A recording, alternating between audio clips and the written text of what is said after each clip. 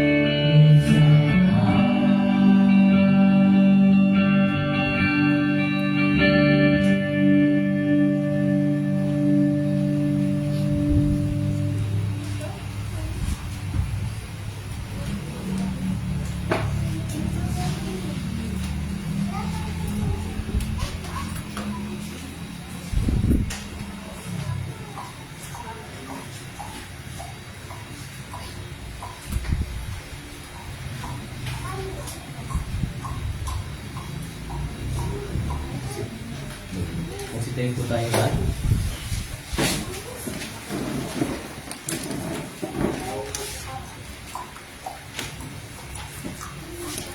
Sa pangalan ng Ama at Anak at Espiritu Santo. Amen. Mga minamahal sa Panginoon, lumapit tayo ng may tapat na puso at magpahayag ng ating mga kasalanan sa Diyos, na ating Ama at tumanhin sa Kanya sa pangalan ng ating Panginoong Jesucristo upang tayo ay pagkalooban niya ng kapatawaran. Ang tulong natin ay nagmumula sa Panginoon. Siyang lumikha ng langit at lupa. Aking sinabi, ipahayag ko ang aking pagsalangsang sa Panginoon. At iyong inatawan ng aking mga kasalanan. Sabay-sabay po natin ipahayag ang ating mga kasalanan. O Diyos, Sa mga makapangyarihan sa lahat, amang mahabagi, ako na isang kawawa ng taong kasalanan, ay nagpapahayag sa iyo ng lahat ng aking mga kasalanan at mga kasamahan. Nasa pamamagitan ng mga ito, ikaw ay nagpasaman ko sa isip, sa salita at sa gawa. At ako ay dapat nasa kaparusahan mo sa panahon ito at sa kaparusahan walang hanggan. Ngunit kung puso akong naglalaki at nagsisisi dahil sa mga ito, at namanalangin ako sa iyo dahil sa walang hanggang kabagay, na nakalang sa banal, walang lubis, mapapait na pagtitiis at namatayan ng iyong iniibig na anak na si Jesucristo, ay magiging mahabagi at pagbiyaya ka nawa sa akin, na isama ba ang mga kasalanan, at sa tulong ng Espiritu Santo, ay palawakin ang aking kaalaman, at maging masunurin sa iyong salita hanggang sa wakas, at sa iyong magpag at biyaya, ay magkaroon ako ng buhay na walang hanggan, sa pamamagitan ni Jesucristo na aking Panginoon. Amen.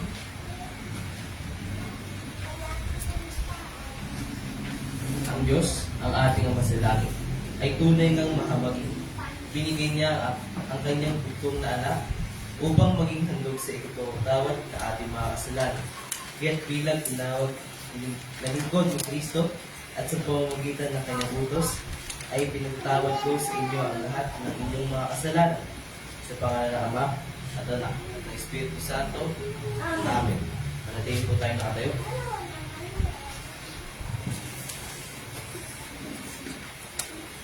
Ikaw nawa ang buko, aking das na kanlungan, manatag, nagublihan, at matibay na sanggala. Kahit na dinananas ko ang hirap at badlang sakit, subalit ang aking lakas ay muli mong binalik upang ako tuluyang sa libingan ay bulit. Tutulungan po ako at karangalay dadagdagan. Ako'y muli mong aliwin, iahon sa kahirapan.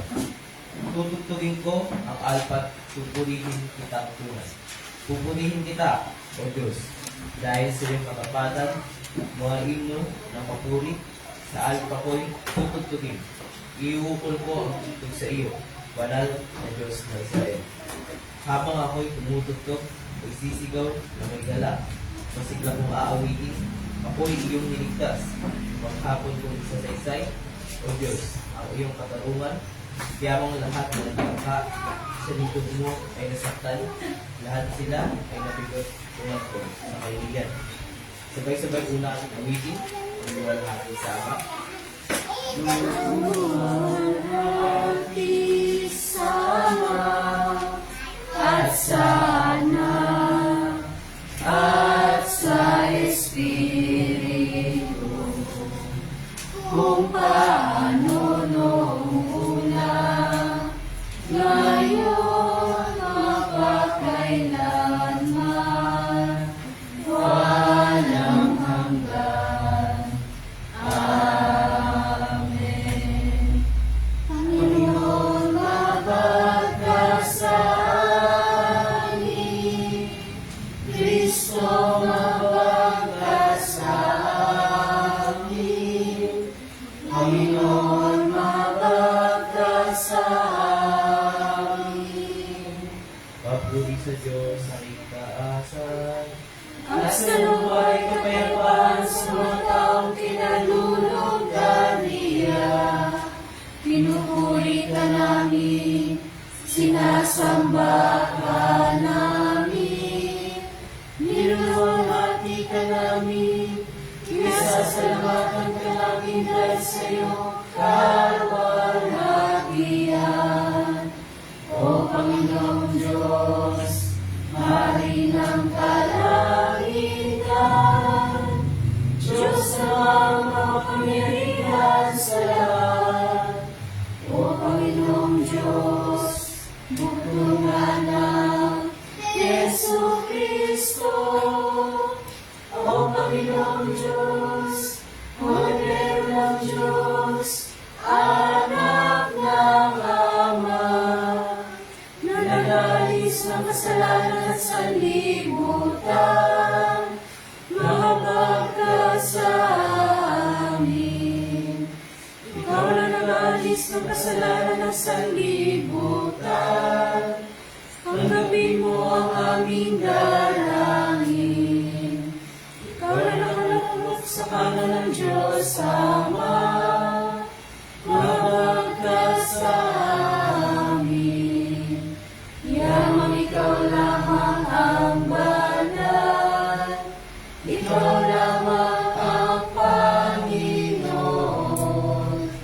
ikaw lamang, O Kristo, at ang Espiritu Santo, ang pinakadakila sa pamamagitan ng Diyos Ama.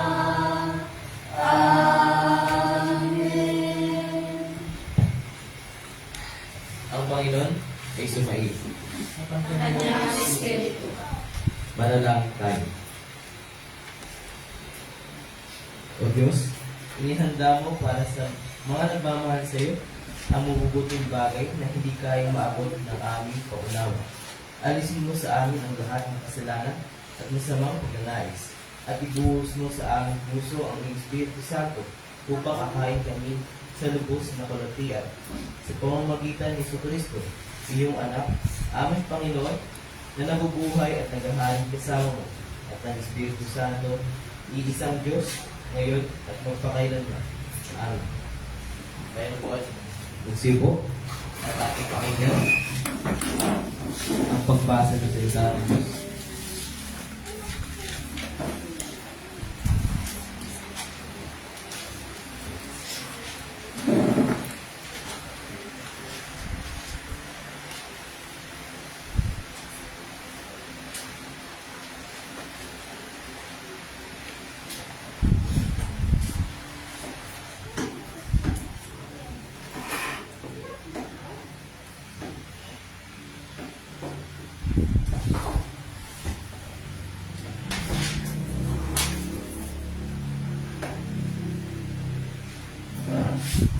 Ang unang pagbasa para sa paningong ito ay buwan sa aklat ng Isaiah chapter 65 verse 1 to 9. At ganito ang sinasabi: parusa sa mapagpinugsi, sinabi ni Yahweh, nakahanda akong sagutin ang panalangin ng aking bayan, ngunit hindi naman sila nananalangin. Nakahanda akong magpakita sa naghahanap sa akin, ngunit hindi naman sila naghahanap. Sinasabi ko sa bansang ayaw umawag sa akin, narito ako upang ikaw ay tulungan. Buong maghapong nakuulat ang aking mga kamay sa isang bansang mapagtumagsik at ginagawa ang lahat ng magustuhan nila. Sinasadya nilang ako ay galitin. Naghahandog sila sa mga sagradong hardin at nagsusunog ng mga insenso sa mga altar ng pag-ano. Pagsapit ng gabi, nagpupunta sila sa mga puntod at nitso upang sambunin ang kaluluwa ng mga patay. Kumakain sila ng karning baboy at maruming sabaw ng karning hangin sa pag-ano. Ang sabi pa ng isa sa kanila, lumayo kayo, huwag kayong lalapit sapagkat mas malinis ako sa inyo. Ang mga tao ito'y parang usok sa aking ilong, tulad ng apoy na nagniningas sa buong maghapon. Tingnan ninyo, lahat ay isulat sa aking harapan. Hindi ako maaaring tumahimik, ngunit parurusahan ko ang kanilang mga kasalanan. Pagbabayarin ko sila sa kanilang kasalanan at sa kasalanan ng kanilang mga ninuno. Nagsusunog sila ng insenso sa kabundukan at ako'y sinusuway nila sa kabululan. Karapat dapat na parusahan ang igagawad ko sa kanilang mga gawa. Sinabi ni Yahweh sa kanyang bayan, ang isang kumpol na ubas ay maaaring gawing alak. Kaya sabi ng mga tao, huwag ninyo itong sirain, sapagkat mayroon itong pagpapala. Ganyan din ang gagawin ko alang-alang sa aking mga lingkod. Hindi ko sila ganap nawawasakin. Pagpapalain ko ang mga silinghahit ni Jacob, at kay Judah, ibibigay ko ang aking mga bundok. Mananahan doon ang aking mga bayan na nalingkod sa akin. Ako ay sasambahin ng aking mga lingkod, at kanilang pangungunahan ang kanilang mga tupa at baka sa pastulan sa kapatagan ng Sharon, sa kanluran at sa libis ng kaguluhan sa gawin silang. At ito ang salita ng Panginoon. Ang ikalong pagbasa naman ay buhat sa aklat ng Galatia, chapter 3, verse 23. At ganito ang sinasabi. Bago dumating ang panahon ng pananampalataya, tayo nakakulong sa kautusan hanggang sa ang pananampalataya ito ay mahayag. Kaya't ang kautusan ang naging taga-disiplina hanggang sa dumating si Kristo upang tayo maituloy na matuwid sa pamamagitan ng pananampalataya. Ngayon, dumating na ang panahon ng pananampalataya. Wala na tayo sa ilalim ng taga-disiplina. Dahil sa inyong makikipag-isa kay Kristo Jesus, kayong lahat ay mga anak ng Diyos sa pamamagitan ng pananampalataya. Si Kristo mismo ang inyong isinuot na parang damit ng kayo'y mabautismuhan. Pakikipag-isa sa Kanya, wala nang pagkakaiba ang Hudyo at ang mga Griego, ang alipin at ang mga malaya, ang lalaki at ang babae. Kayong lahat ay iisa sa inyong pakikipag-isa kay Kristo Jesus. At kung kayo'y kay Kristo, kayo'y mga anak ni Abraham at tagapagmana ng mga pangako ng Diyos. Ito ang ibig kong sabihin, habang bata pa ang tagapagmana, hindi siya nakakahigit sa isang alipin kahit na siya ang may-ari sa lahat. Sa halip, siya'y nasa ilalim pa ng mga tagapangasiwa at mga katiwala hanggang sa panahong itinakda na ng kanyang ama. Gayun din naman, tayo noon ay nasa ilalim ng mga tuntuning umiiral sa sanlibutan ito hanggang sa tayo dumating sa hustong gulang. Ngunit nang sumapit ang tamang panahon, isinugo ng Diyos ang kanyang anak sa isinilang ng isang babae at namuhay sa ilalim ng kautusan upang palayain ang mga nasa ilalim ng kautusan. Sa gayon, tayo may tuturing na mga anak ng Diyos. At dahil kayo mga anak ng Diyos, isinugo niya ang Espiritu ng kanyang anak na ating mga puso na tumatawag sa Diyos ng Ama ko. Ginawa na kayo ng Diyos ng mga anak at hindi ng mga alipin. At kung kayo'y mga tagapagmana niya. Noong hindi pa ninyo nakikilala ang Diyos, kayo'y alipin ng mga bagay na hindi totoong mga Diyos. Ngunit ngayon nakilala na ninyo ang Diyos, o mas tamang sabihin, ngayon nakikilala na kayo ng Diyos. Bakit kayo bumabalik sa mga tuntunin walang bisa at walang halaga? Bakit gusto na naman ninyong paalipin sa mga iyon? May itinatangi kayong mga araw, mga buwan, mga panahon, at mga taon. Nangangamba akong baka nasayang lamang ang pagpapagal ko para sa inyo. Nakikiusap ako sa inyong mga kapatid. Tularan ninyo ako, sapagkat ako'y naging katulad na ninyo. Wala kayong ginawang masama sa akin. Alam naman ninyo, ang pagkakasakit ko noon ay naging dahilan ko, kaya ipinangaral sa inyo ang magandang balita. Gayunman, hindi ninyo ako itinakwil o hinama, kahit na naging pagsubok sa inyo ang aking karamdaman. Sa halip, tinanggap ninyo ako na parang anghel ng Diyos at parang si Kristo Jesus. At ito ang salita ng Panginoon. Tayo po ay tayo para sa pagbasa ng mabuting balita buhat sa ating Lukas chapter 8 verse 26 to 39. At ganito ang sinasabi. Dumako sila sa lupain ng mga Geraseno, sa tapat ng Galilea, sa kabilang ibayo ng lawa. Pagupa ni Jesus sa bangka, sinulubong siya ng isang lalaking taga-roon na sinasapian ng mga demonyo. Matagal na itong hindi nagsusuot ng damit. Iayaw rin tumira sa bahay, kundi sa mga buwepang ibigan na mamalagi. Nang makita ni Jesus, ay nagsisigaw ang lalaki. Nagpatira pa at sinabi ng malakas, Jesus, anak ng kataas-taasan Diyos, ano ang pakialam mo sa akin? Nakikiusap ako sa iyo. Huwag mo akong pahirapan. Ganoon ang sinabi doon sapagkat nilutusan ni Jesus na lumabas ang masamang espiritu.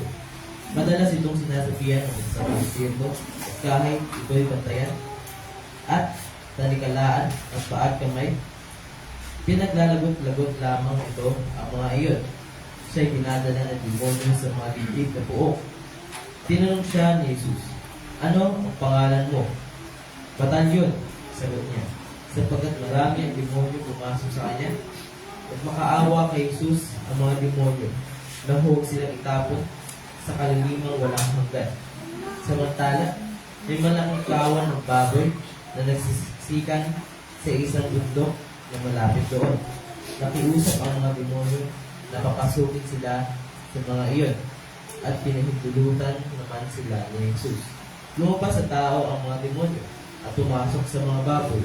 Ang kawan ay biglang tuwakbo papunta sa bangin at tuloy-tuloy na nahulog sa lawa at naluno. Na makita ito ng mga tagapagalaga ng baboy, tumakbo sila at pinamalita ito sa bayan at sa mga nayo. Lumabas ang mga tao upang tignan ang nangyari. Paglapit nila kay Jesus, nakita nila ang taong dating sinasabihan ng mga demonyo. Nakaupo siya sa paanan ni Jesus. Nakadamit na at matino na ang isip. Sila'y lubhang natakot.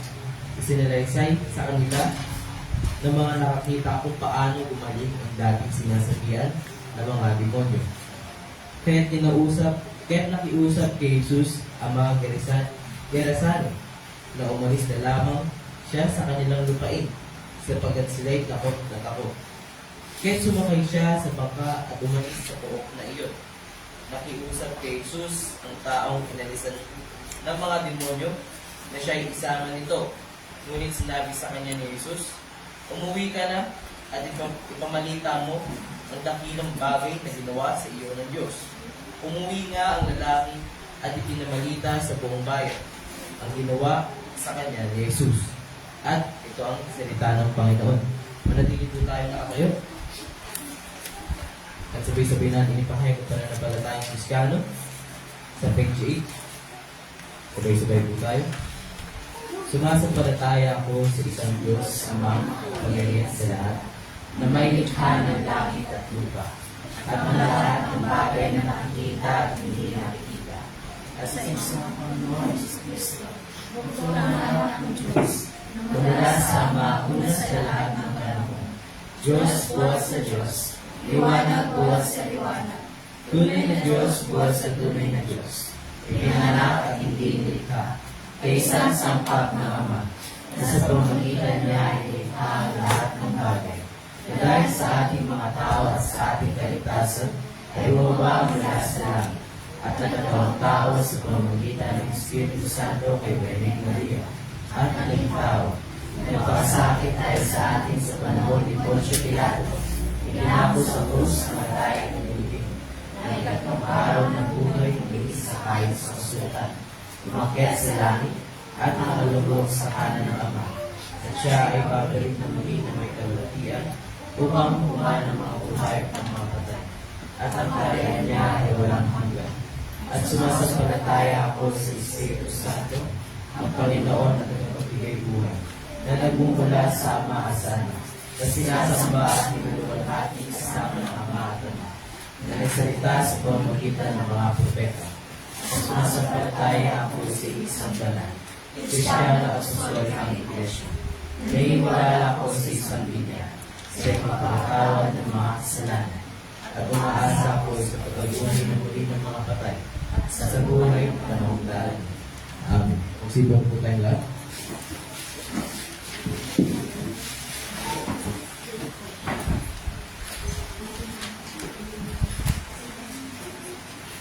We'll sing Goodness of God. Sorry. Lord, I lift your name on high.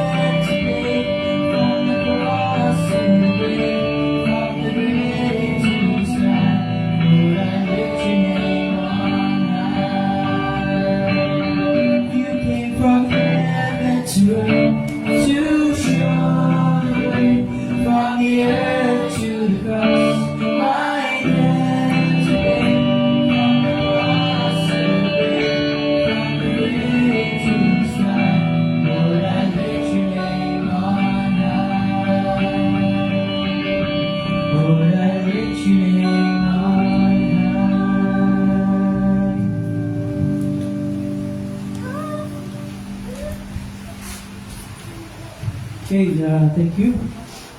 Given ko. Sunday school time, of course, ating teacher for today, si Teacher Eliza. So lahat ng mga older kids, kay Teacher Eliza ngayon, and then lahat ng mga younger kids, kay Teacher Blessy and Teacher Ayat.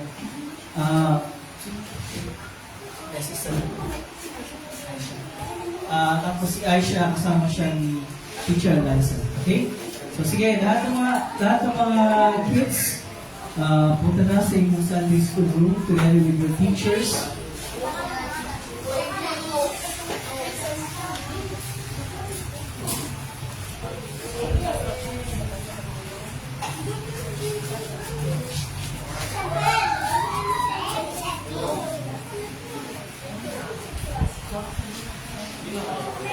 Okay.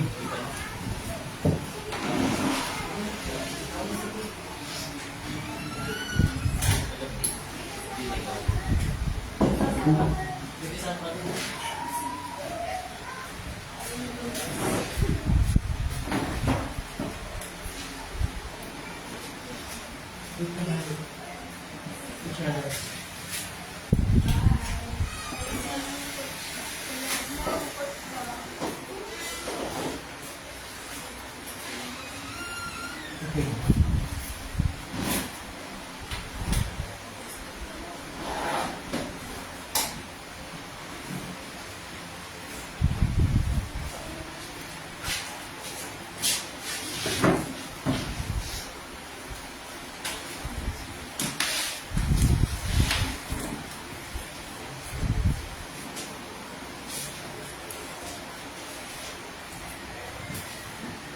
Good morning, everyone. Nakaya energy ah. Good morning, everyone. Magandang umaga. Wala talaga, wala kayong energy. Saan yung energy nyo? Mamaya pa. Pa nag-ano. One more time. Good morning, everyone. Good morning! Yan. Mas meron lang kahit paano ng energy. Sumayin naman lahat ang masagahang kagandahang loob at kapayapaan mula sa Diyos na ating Ama sa pamagitan ni Kristo Jesus na ating Panginoon. Amen. Gusto ko lang basahin ulit yung gospel reading kanina na which is the basis ng mensahe ngayong umaga ito in case na hindi natin masyadong natandaan or hindi natin masyadong napahinggan. And I'll read it again from Luke chapter 8, verses 26 to 39. Luke 8:26 to 39. At ito ang sinasabi doon. Pwede yung pakinggan yung pagbasa mo so that kung may question and answer tayo sa answer mo, pwede yung masasabi. Ito ang sinasabi doon. Sumadsad sila sa lupain ng mga Hergeseno. Sa ibang version yung Gadareno or Hergeseno. Katapat ng Galilea. Paglunsad ni Jesus, siya'y sinalubong ng isang lalaking taga-roon. Ito'y inaanihan o sinasapian ng demonyo. Kaya't matagal nang hindi nasusuot ng damit at sa libingan na tumitira. Pagkakita kay Jesus, sumigaw ang lalaki. Nagpatira pa sa kanyang harapan at malakas na nagsabi, Jesus, anak ng kataas-taas Diyos, ano ang pakialam mo sa akin? Nakikiusap ko sa iyo, huwag mo kong pahirapan. Sinabi niya ito sapagkat ang masamang espiritu'y pinupusan ni Jesus na lumabas sa taong iyon. Madalas siyang sabihan ito at kahit nabantayan, ipangaw at napusin ng mga taligala, pinapatid niya ang mga ito at siya'y tinataboy ng demonyo sa inang. Pero siya ni Jesus, ano ang pangalan mo? Legion, tugon niya, or legion sa English. Sapagkat marami ang demonyo pumasok sa kanya. At nagmakaawa sila kay Jesus, na huwag silang utusang tumalon sa kalalimang walang hangganan. May malaking kawan ng baboy na nangingilain sa burol na malapit doon. Nakiusap kay Jesus sa mga demonyo, napapasukin sila sa mga iyon at pinahintulutan naman sila. Lumabas sa tao ang mga demonyo at pumasok sa mga baboy. Ang kawan ay biglang sumibad ng takbo at tuloy-tuloy na nahulog sa lawa at nalunod. Nang makita ng mga tagapag-alaga ang nangyari, tumakas sila at ipinamalita ito sa bayan at sa mga nayon. Lumabas sa mga tao upang tingnan ang nangyari. Pagdating nila kay Jesus, nakita nila ang taong sinapian ng mga demonyo. Nakaupo ito sa paanan ni Jesus, nakadamit at matino na ang isip at sila'y lubhang natakot. Isinalaysay naman sa kanila ng mga nakakita kung paano gumaling ang sinapian ng mga demonyo. Ang mga Hergeseno ay nakiusap kay Jesus na umalis sa kanilang lupain sapagkat takot na takot sila. Kaya lumulan siya sa bangka at umalis. Nakiusap ang taong inalisan ng mga demonyo na siya isama, ngunit pinauwi siya ni Jesus. Umuwi ka na sa inyo, ani Jesus, at ipahayag mo ang dakilang bagay na ginawa sa iyo ng Diyos. Umuwi nga ang lalaki at ipinamalita sa buong bayan ang ginawa sa kanya ni Jesus. Ito ang salita ng Panginoon at nawa ay pagpalain ng Diyos ang pagkabasa sa kanyang banal na salita. Ano ang nagpo-motivate sa inyo para gawin yung mga bagay na ginagawa niyo? What motivates you para mag-aral, magsikat na mag-aral? What motivates you para magturo, para magtrabaho? What motivates you para tumugtog? at pagbutihin ang craft sa music o sa mga larangan? What motivates you para gumising sa umaga? What motivates you para magulog sa gabi with excitement sa puso na kinabukasan ay you're looking forward na muling gawin yung mga bagay na ginagawa niyo sa araw-araw. Ano ang nag-motivate sa inyo? It could be a person, a special person in your life. It could be a purpose. It could be whatever na meron na nag-motivate sa atin. Pero one thing is for sure. One thing is sure. No? Kaya natin ginagawa yung mga bagay na ginagawa natin because something or someone motivates us. Diba? Para gawin yung mga bagay. Ito sa Ebanghelyo na binasa ko kanina, yung lalaki na sinasapian ng ilang demonyo? Ilang demonyo? Ilan? Ha? Marami. Kaya ang pangalan niya, Legion. So sabi, siguro pag Legion, that's about thousands. Thousand, di ba? Thousand or thousands? Hindi ko alam. Thousand or thousands. Legion. Ganun marami. Yung sumasapi doon sa lalaki ito. Ha? Ang sabi doon, pinapahirapan siya araw-araw for years. Maraming taon na siya pinapahirapan. Imagine yun, yung isa lang, isang demonyo lang, di ba, Cyrus? Ang sumapi sa isang tao. Ang hirap na nun, di ba? Sobrang hirap nun. Paano pa kaya yung libo-libo ang sumasapi mo sa tao? Could you imagine kung gaano ang paghihirap itong lalaki ito? Kaya sabi, hindi na nga siya nagdagamit eh. Wala na siya sa kaniwala na nag-isip.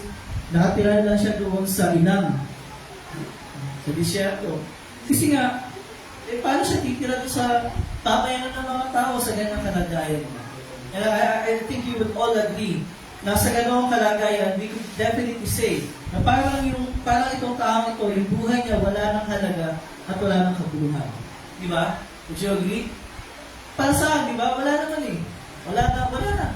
Alipin siya ng mga demonyo na sumasapi sa kanya. Useless. Wala nang purpose yung buhay niya. Ano na siya? Parang ano na siya instrumento. Parang gano'n lang siya parang bagay na pinaglalaro ng mga demonyo. Until that day na siya ay natagpuan ng ating Panginoon Jesus. Hindi yun nagkataon. It's not a coincidence. Bahagi talaga ng plano ng Panginoon sa kanyang wisdom. Diba? Na itong lalaki ito, he would found him at babaguhin yung kanyang kalagayan. And yun nga nangyari sa isang iglap. Kung paano for so many years, pinapahirapan siya ng mga demonyo, di ba, Cyrus? Yung mga demonyo, yung sabihin. Kasi ikaw bumasa kanina, so alam mo yung mga details niya. Pinapahirapan for years. Sa isang iglap lang, nabago ang kalagayan ng tao ito. Bigla siya nagkaroon ng bagong katauhan. Kasi hindi na siya sinasapian ng mga demonyo, hindi na siya instrumento o ginagawa ng laruan ng mga demonyo. Bumalik yung kanyang pagkatao. Tao na ulit siya na may isip at may puso. Meron siyang bagong pananaw at direksyon sa buhay. Kasi hindi na yung mga demonyo, di ba, ang kumokontrol sa kanya. Binili siya ng bagong purpose in life ng Panginoon. At biglang nagkaroon ng kabuluhan at ng kahulugan ang kanyang buhay. Mula sa pagiging walang pag-asa, nakakulong sa ganong kalagayan sa buhay. Pero dahil sa mercy at grace, goodness ng ating Panginoon na ipinakita sa Kanya, lumaya siya sa Kanyang kalagayan. It was the grace, kagandahang loob, at kapangyarihan ng Panginoon ang nagpabago sa buhay ng lalaking ito. Grace, gandahang loob. Kasi katulad na sabi ko kanina, it was not a coincidence. Hindi nagkataon yun na pumunta daw si Jesus sa kanyang lugar at nakita siya. It was not a coincidence. Alam ng Panginoon na sa pagpunta niya sa lugar na yun, nandoon ang lalaking ito. At bahagi niya ng kanyang plano na babaguhin niya ang buhay ng lalaking ito. Could you imagine? Ang daming mga taong sumalubong sa kanya. Excited sa kanyang pagdating. Kasi alam ng mga tao yung ginagawa ni Jesus, di ba? Nagpapakain, nagpapagaling, nangangaral. So nung malaman nilang paparating si Jesus sa kanilang lugar, they were all excited. Puno-puno sila ng excitement. Sinalubong nila si Jesus. Diba? Pero out of those people na sumalubong sa kanya, itong lalaki ito ang pinagtuunan ng pansin ng ating Panginoon. Isip niyo, sa mata ng mga tao, wala siyang halaga. Ano ba yan? Wala na yan. Pero sa dinami-dami ng mga taong sumalubong sa kanya, siya ang pinagtuunan ng pansin ng ating Panginoon. Out of His grace, dahil sa kanyang kagandahan. It was out of His grace na talagang pumunta siya doon para sa lalaki. Wala pong maling kay Jesus eh. Meron ba nag-request kay Jesus? Na, Panginoon, pumunta po kayo dito kasi meron dito isang tao pinapahirapan ng mga demonyo. Diba? For years. Wala pong maling doon. Hindi yung mga tao, lalo hindi yung lalaki kasi wala naman siya eh. Wala siya. Wala na siya. Ang gumagana lang sa kanya yung kanyang katawan, is practically controlled by evil spirits. Nobody. Pero bakit sila dami nga ng mga tao na nakakailangan ng kagalingan sa kanilang karamdaman? Bakit siya? Dahil yun ang ipinasya ng Panginoon ayon sa kanyang kagandahang loob. Out of His grace sa kanyang kagandahang loob. Dahil sa kapangyarihan ng Panginoon. Bakit? Dahil malinaw na ipinakita doon sa nangyari yung full authority ng ating Panginoon sa masasamang espiritu. Hindi lang isa, marami. Libo-libo. Di ba doon sabi, nakita pa lang ng masasamang espiritu, ng mga demonyo, si Jesus. Ano ang reaksyon nila? Sabi doon, nanginginig sila sa matinding takot. Dahil kilala nila kung sino si Jesus. Imagine nyo, yung mga demonyo, kilala nila si Jesus. Bakit nila kilala si Jesus? Dahil alam nila na si Jesus ay hindi tao lang. Kaya nila kilala eh. Alam nila na si Jesus ang buktong na anak ng Diyos, nakasama ng Ama sa simula pa lamang ng panahon. Alam nila, nakasama na doon na si Jesus nung sila ay palayasin ng Diyos Ama sa paraiso dahil sumunod sila sa kanilang pinuno na si Lucifer sa Satanas. Kaya kilala nila si Jesus. Alam nila ang kapangyarihan ni Jesus. Hindi bilang tao, kundi bilang Diyos. Diba? Kaya nga doon sa Aklat ni Santiago, chapter 2, verse 9, sabi ng, ang mga demonyo man ay sumasampalataya or naniniwala sa Diyos at nanginginig ka. Kaya hindi si Jesus nakikiusap sa masasamang espiritu. Napansin nyo?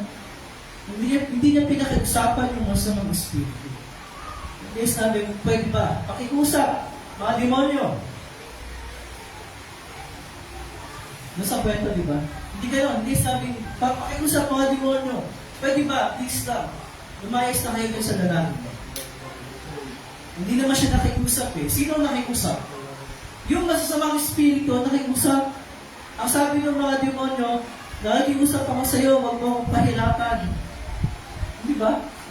Isa lang yung nagsalita on behalf ng iba pang mga demonyo. Di ba? Sila nakikiusap eh, imagine mo. Sila nakikiusap, hindi si Jesus eh. Sabi pa nga sa verse 31, nagmakaawa kay Jesus sa mga demonyo, huwag silang itapon sa kalalimang walang hanggan. Huwag silang itapon doon, ibig sabihin doon sa lugar ng final judgment. Kasi habang wala pang final judgment, yung mga demonyo, pinapayagan ng Diyos na mag-exercise ng limited authority, limited powers. Pinapayagan gumala kung saan. Totoo naman talaga, maraming mga evil spirits. Okay? Kaya yung mga tinatawag na mga paranormal experiences. Diba? Yung mga unexplained paranormal experiences. Totoo yan eh. Pero what's behind those paranormal experiences ay mga evil spirits. Totoo sila. Nag-i-exist talaga sila, di ba? Charles? Alam mo yan? Nag-i-exist sila. Nandiyan sila. Pero pinapayagan sila ng Diyos. For limited, of course, limited time. Tsaka limited yung kanilang pwedeng magawa. Kaya sinabi nyo ng mga demonyo, huwag sila itapos sa kalalimang walang hanggan. Kasi yung kalalimang walang hanggan, yung lugar para sa mga demonyo. Yung impyerno. Wala pa sila dun eh. Wala pa. Until the day of judgment. O, saan sila nakiusap? Saan sila pagpupuntahin? Siyempre, pag pinalayas ng mga demonyo sa tao, meron silang pupuntahan. Ano yung pinakiusap nila na pupuntahan nila? Doon na lang sila ipadala. Saan? Saan, Cyrus? Yung mga demonyo, saan nakiusap na ipadala sila?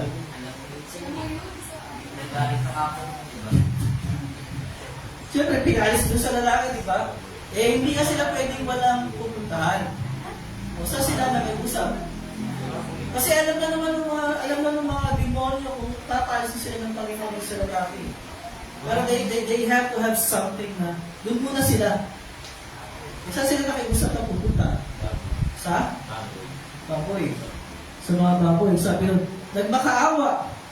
Eh, hindi lang basta sinabi, papuntahin mo kami dito sa mga baboy. Hindi. Nagmakaawa yung mga demonyo kay Jesus. They recognize the authority ng Panginoon. Siya ang Panginoon eh. Siya ang Panginoon, siya ang anak ng Diyos.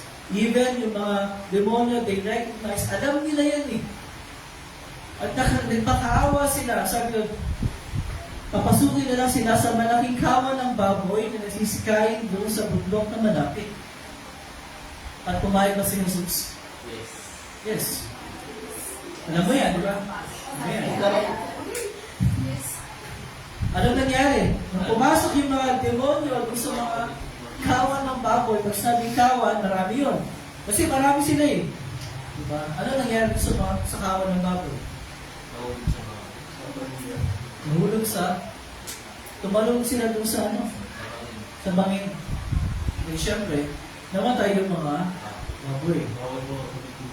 Pero hindi masamang spirito kasi ginamit lang nila yung katawan ng mga baboy. O doon sila. Gano'n ba nakaligtas sa libo-libo?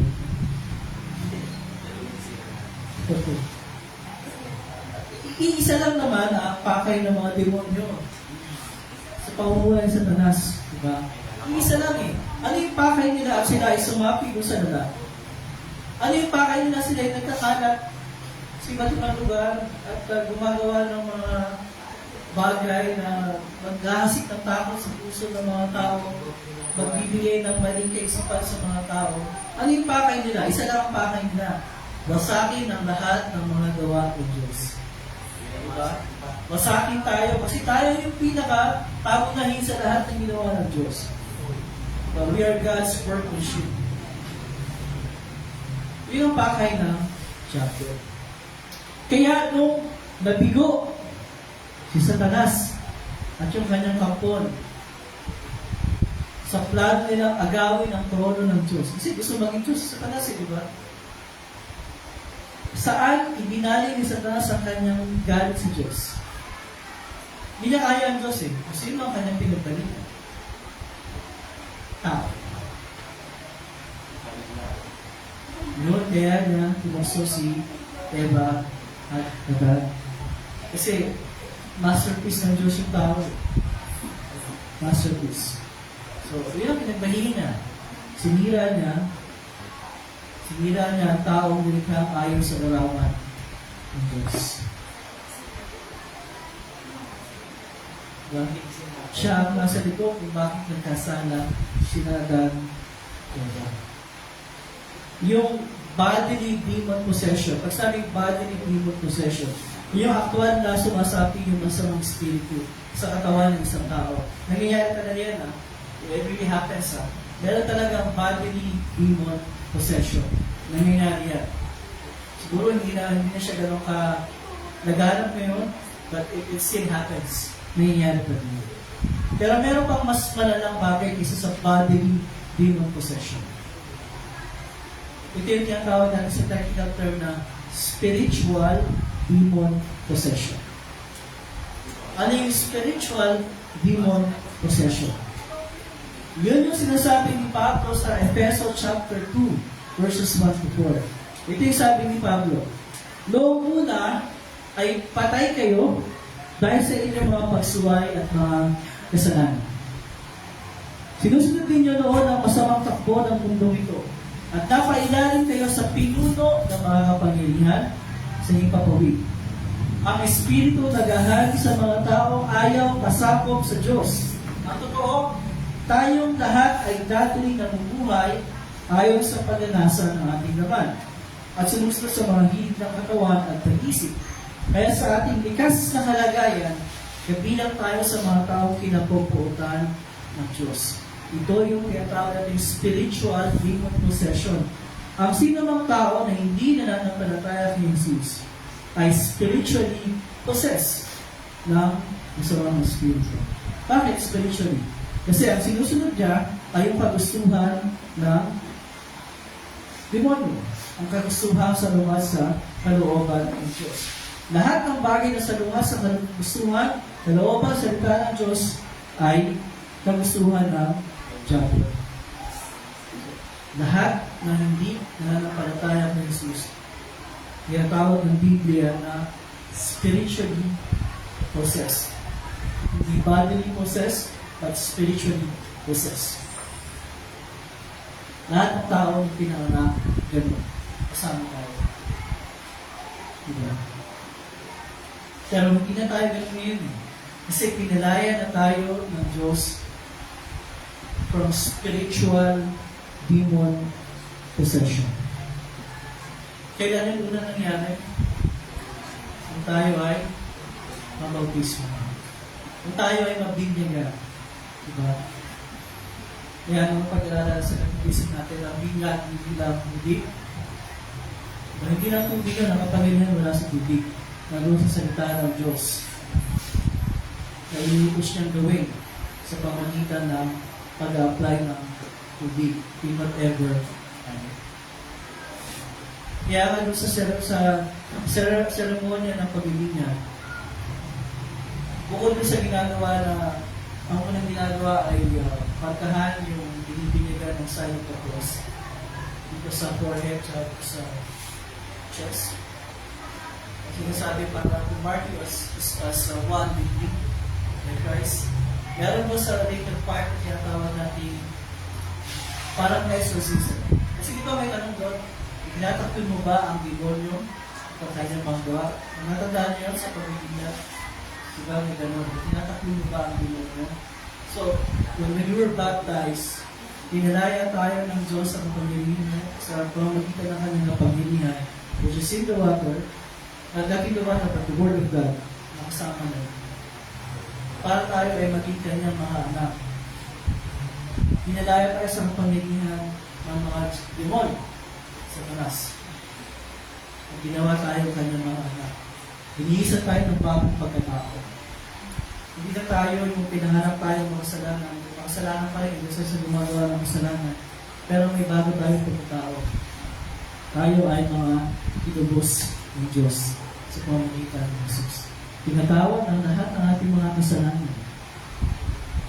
Diba? Pinatawad, nilinis ang lahat ng ating mga karumihan na dala natin ang tayo isinila. At pinilisan tayo ng bagong pagkatao, mga anak ng Diyos. Diba? Yun ang ginawa ng ating Panginoon para sa atin. Hindi dahil hindi natin gawin ng Diyos sa atin yun, but out of His grace at dahil sa Kanyang kapangyarihan. At araw-araw sa buhay natin, we are struggling with sin. Di ba? Pag nagkakasala pa rin naman tayo. But we have, unang-una, the assurance of forgiveness at man ang ating nagagawang kasalanan araw-araw. We have His forgiveness. Na parang binubuhos sa atin araw-araw. Kaya sa Kanyang pag-ibig, because of what Christ did for us. Bayad na yung kasalanan natin. Piniyara ng Jesus sa krus para sa atin. At pinatunayan niya, bayad na nga. Wasak na ang kapangyarihan ng Diablo sa pamagitan ng Kanyang muling pagkabuhay. So every day in our life, diba, tayo ay patuloy na namumuhay bilang mga bagong nilalang, new creation by the power of the Holy Spirit. Palagi tayong we begin our day and nandun ang patubay ng Holy Spirit. All throughout the day, we struggle, we fight sin. And at the end of each day, tayo ay humingi ng patawad sa Panginoon sa lahat ng mga nagawa at kasalanan ko. Pinumuhin. And we have this assurance na pinatawad tayo. Patuloy na pinapatawad. That's who we are. Tandaan natin yan. Hindi tayo mga tao kung sino lang lamang ang buhay ay walang direksyon. That's not true. Ang buhay natin na may direksyon. Papunta tayo sa kaharian ng Diyos. Lalakbay tayo patungo sa kaharian. May kaguluhan ang buhay natin because we are children of God. Ano man yung ginagawa sa buhay natin, hindi natin kailangan maging pastor, maging Sunday school teacher, maging catechism teacher. Hindi natin kailangan maging gano'n para lang magkaroon ng kaguluhan ng buhay natin. Ano man ang ginagawa natin, diba? Whether students, whether teachers, manggagawa, musicians, anything na ginagawa natin, I think do that. Ginagawa natin yung mga binigay sa atin ng Diyos sa karayahan para magbigay ng glory sa Kanya. Then we are fulfilling His purpose in our lives. Ano man yung kalagayan sa buhay natin. We are that person. Lagi natin iisipin yan. Especially pag inutos tayo ng Diablo, as nasabi sa atin, wala kang halaga, walang kaguluhan ng buhay mo, mababa ka. Hindi. Sabihin natin, hindi. That's not true. Because una, I am a redeemed son or daughter of God. Hindi pwede mo lang kaguluhan, inutos ako ng Diyos sa pamagitan ng Jesus. Nagpatuloy na ako gagamitin ang ginagamit to fulfill His purpose para sa buhay ko. Regardless kung ano man ang mga ginagawa natin sa araw. Kaya totoo, bilang mga Kristyano, hindi isang tao, hindi pangarap, hindi advocacy, hindi emosyon, hindi kaisipan ang nagmo-motivate sa atin para gawin yung mga bagay na ginagawa natin. Hindi.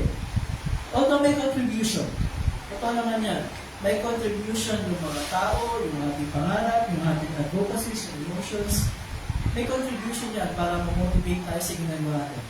But what really motivates us, it really motivates us, ay ang kagandahan loob ng ating Panginoon. The grace of our Lord Jesus Christ at ang patnubay ng Espiritu Santo. Yan ang totoong nag-motivate sa atin para gumising sa umaga ng masaya at matulog sa gabi ng mas masaya. Kaya natin alisin sa isip natin. Okay? Yan. Mahalaga yung mga tao sa buhay natin na magbibigay sa atin ng motivation, inspirasyon. Mahalaga yan. Nakakatulong yan. Pero wala natin kakalimutan. Mawala man yung lahat ng mga yan. Mawala man yung mga tao na motivate sa atin. Hindi nawawala ang ating Panginoon at ang katulay ng Espiritu Santo. Never in our life magiging abandon tayo nag-iisa. Kasi hindi tayo kailanman iiwanan at katalikuran ng ating Panginoon. That is promise. That is His promise. Kapag pamahawakan natin yung kanyang pangako, dahil hindi siya tao na ang pangako ay nagpapako. Siya ay Diyos, ang pangako ay kanyang tinutupad at ginagawa ko sa lahat ng panahon at sa lahat ng kapahaba. At ang binalit na kapreparan ng Diyos, siya nagbigay sa ating mga puso't pag-isip sa pamamagitan ni Kristo Jesus natin Panginoon. Amen.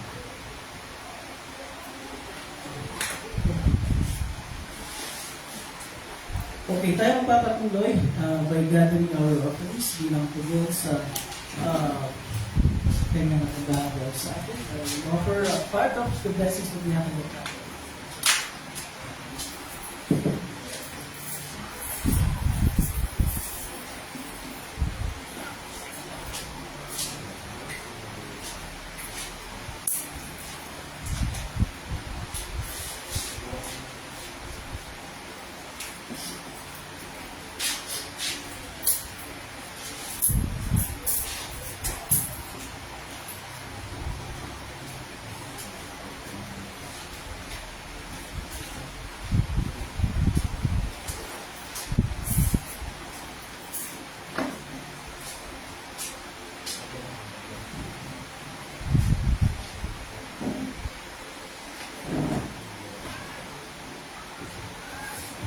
Okay, bago yung ating general prayer, meron ba kayong prayer request?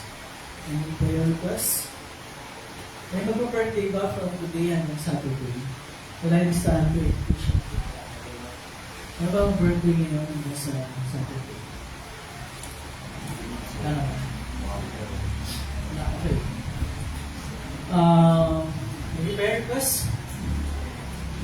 Wala. Wala naman. Okay, kung wala, then remain seated sa ating prayer. And after our prayer, we will proceed with paghahanda sa pagnampalaya. Hinahangin tayo. Diyos ang makapangyarihan sa lahat, muli po aming ipapasalamat sa iyo sa pagbibigay po sa amin ng tanging araw na ito upang manibuhay sama-sama magtipon sa bahay-sambahan na ito upang ikaw ay aming kapulihan at pasalamatan sa lahat ng mga biyaya at pagkatulog ng Purisan. Maraming salamat po sa patuloy na pagkakalog ng aming pang-araw-araw na pangangailangan. Maraming salamat po sa pag-iingat, sa maayos na kalusugan.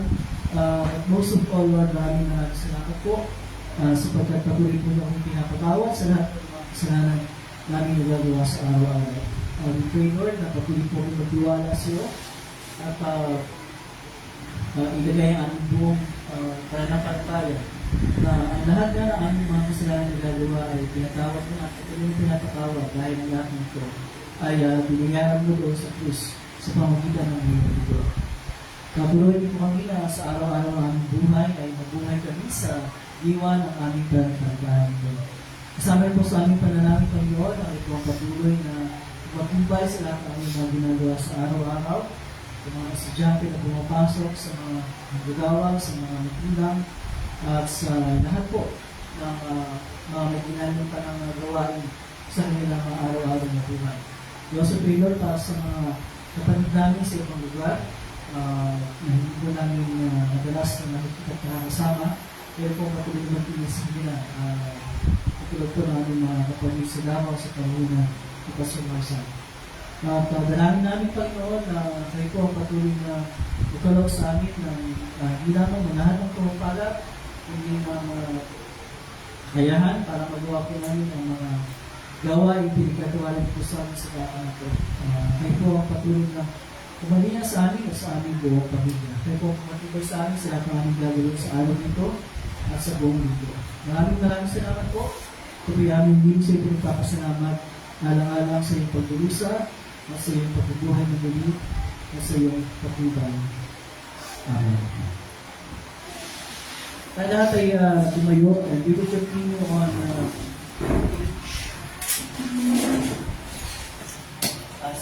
page 16 sa ating hinihingal paghahanda sa hatag ng Panginoon. Page 16. Ang Panginoon ay sumayo ng kanyang Spirit. Magalak ang inyong mga puso, magalak tayo sa Panginoon. Magpasalamat tayo sa ating Panginoon Diyos, marapat at patuloy na gawin niya. O Panginoon, ang banal, makapangyarihan, walang hanggang Diyos, tunay nga marapat, madumid at pupuri-puri, na kami ay dapat magpasalamat sa iyo sa lahat ng panahon at sa lahat ng dako. Sa pamagitan ng Jesu Cristo aming Panginoon, umakit sa kananitan at nakaluglo sa iyong kanan, Ibinuhos mo sa amin ang iyong Espiritu Santo, gaya ng kanyang pangako sa mga hinirang niyang alagad.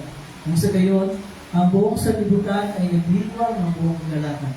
Kaya kasama ng mga anghel, mga anghel, at ang buong buo ng langit, aming pinupuri at dinadakila ang mulahati mong pangalan, laging pinupuri ka at sinasabi, Banal, banal, banal, Diyos na Panginoon ng mga hukbo, ang langit at ang lupa ay puno ng iyong kaluwalhatian. Hosana, Hosana, Hosana sa kaitaasan. Purihin nawa siya, purihin nawa siya, purihin nawa siya, pumapalito sa pangalan ng Panginoon. Hosana, Hosana, Hosana sa kaitaasan. Ating sabay-sabay na bibigkasin ang Ama namin. Ama namin nasa langit, sambahin nawa ang pangalan mo. Ikaw nawa ang maghari sa amin. Sundin nawa ang kalooban dito sa lupa tulad ng sa langit. Bigyan mo kami ng pagkain kailangan namin sa araw ito.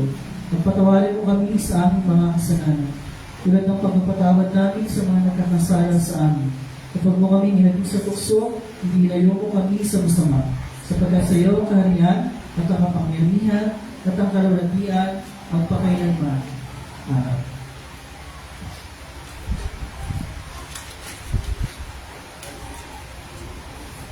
Ang ating Panginoong sa Kristo na di siya'y pagkanulo, ay dumangkot ng pinabay. At patapos, magpasalamat sa Diyos, kami ng pinagpira-piraso, at ibinigay sa mga alagad na sinasabi, kunin niyo ito at kanin, ito ang aking katawan, na binibigay para sa inyo. Huwag ito ang binapag-alaala sa amin.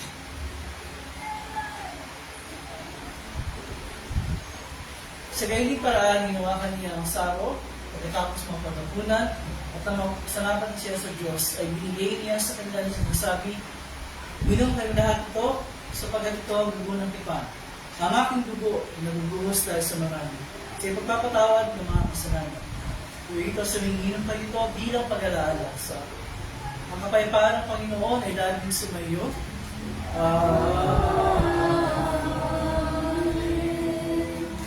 O Kristo, ikaw ang kordero ng Diyos, na nag-alis ng kasalanan na sa libutan, mga bagay sa amin.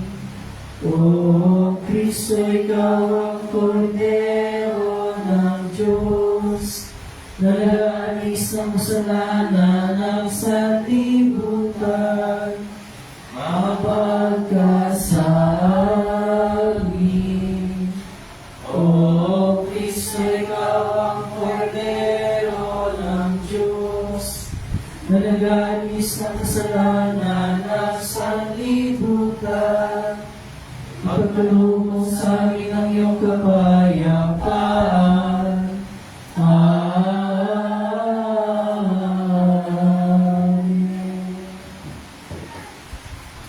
Tayo po, yung lahat ng mga confirmed committed members ay niya sa harap. At ating sama-sama tanggapin ang kanyang pinag ng tawag nito, alakit ng sinabi at alak sa ipagpapatawad ng ating mga kasalanan. Pagkatapos natin, si Teacher Maria, si Andrew, si Teta, at puntahin yung Teacher Maria.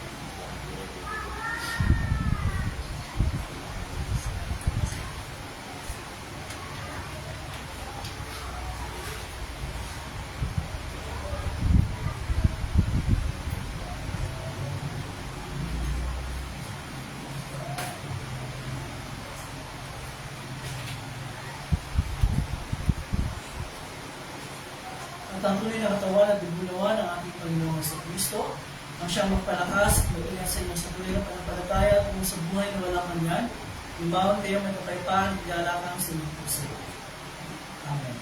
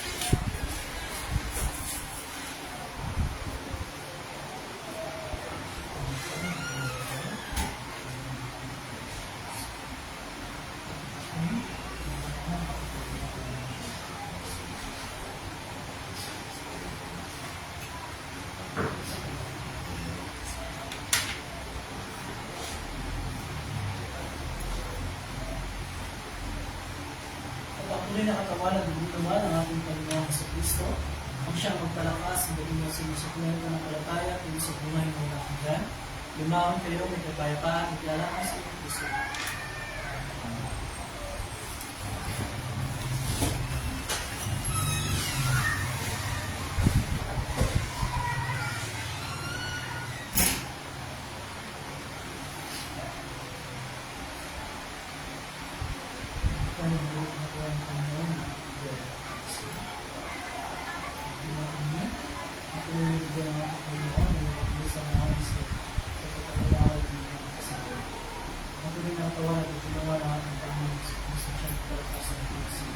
Sa pinagpapalaya kung sa buhay mo, umawag ka magpapalaya para sa Diyos.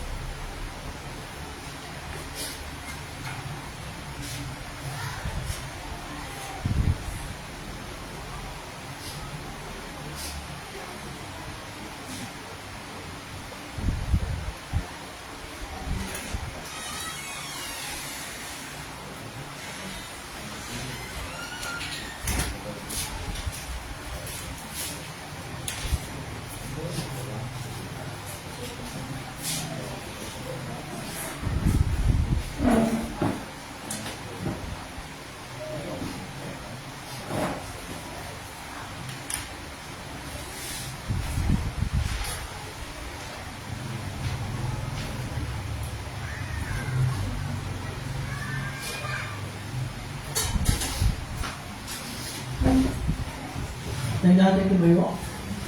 At ating awitin ang pagyaw sa kapayapaan, page 21 ng ating inunan. Page 21. Panginoon, ngayon ay hayaan mo ng iyong lingkod ay kumanaw sa kapayapaan ayon sa iyong pangako. Sapagkat nakita ng aking mga mata iyong pagliligtas na inihanda mo para sa lahat ng mga bansa. Iwanag ito ang tatanglaw sa mga hentil at magbibigay karangalan sa iyong bayang Israel.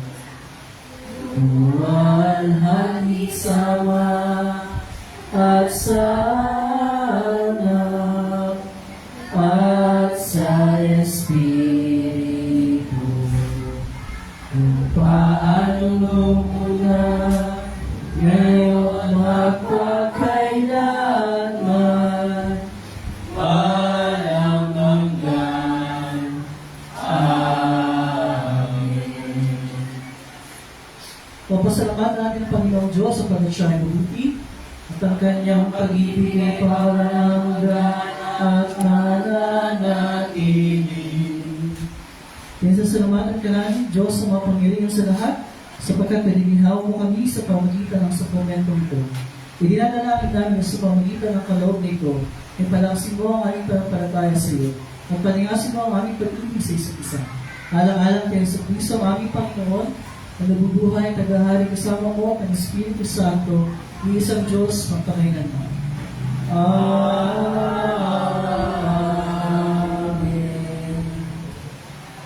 Ang Panginoon ay sumayo. At ang kanyang Espiritu. Huwihin natin ang Panginoon. Magpasalamat tayo sa Diyos. Gawin niyo ang pagpapala ng Panginoon. Pagpalain tayo naman ng Panginoon at ingatan. Paliwanag ginawa ng Panginoon ang kanyang mukha sa iyo at mahabag sa iyo. Ilingap naman ng Panginoon ang kanyang mukha sa iyo at bigyan ka ng kapayapaan. Amen. Amen.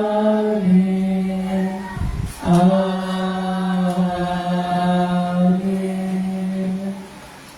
Before we sing our closing hymn, we call our Sunday School kids para sa kanilang lesson presentation.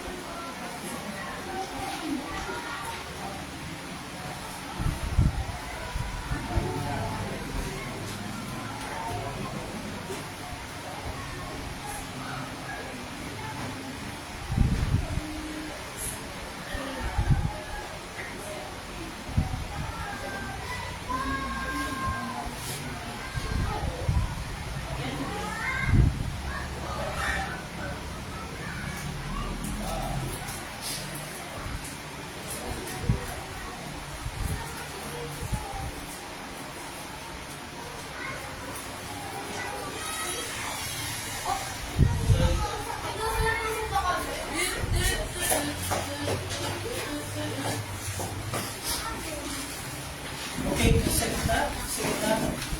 Tayo lahat, second na.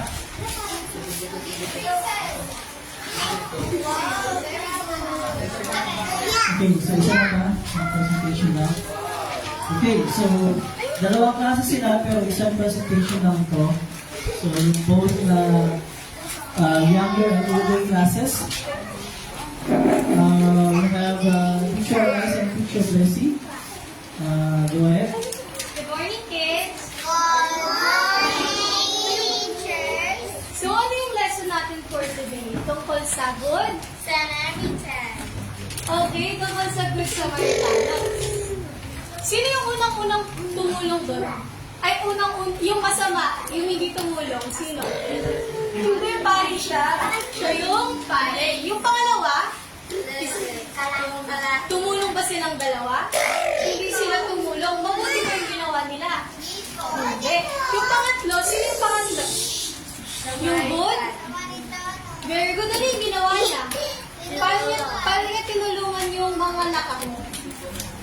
Ginamot niya yung mga sugat. Tapos, dinala dun sa bahay. Tapos, sinabi doon, kung may kailangan pa, babalik yung Good Samaritan para bigyan pa ng pera yung mga nakal. Ano yung ikalimang utos natin? Huwag kang papatay. Ano yung connection dun sa lesson natin ngayon? Na dapat tayong no bread. Brianna, ano yung connection dun sa lesson natin ngayon? Tumulong. Diba? Kasi sabi dun sa ikalimang utos, huwag tayong papatay. Yung pangalawang dumaan ba? Tinulungan nila, di ba? Hindi. So, kahit na hindi nila pinatay ng literal, pinatay nila kasi hinayaan nilang doon lang siya. Okay? Memory verse?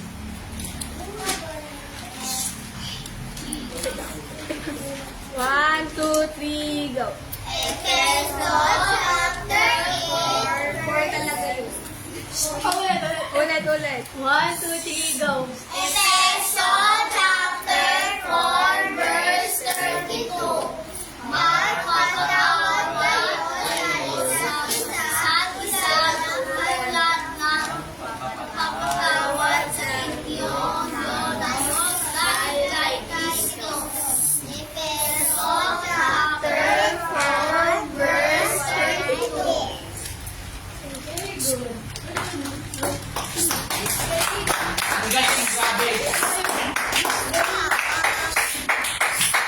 Okay, so pwede na po balik sa kanilang mga chairs, ang ating mga Sunday School na kids. Kung saan kayo nakaupo kanina, doon kayo babalik.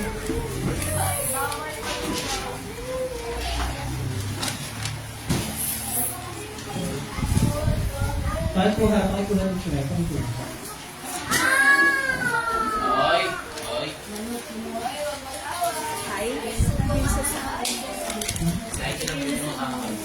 See?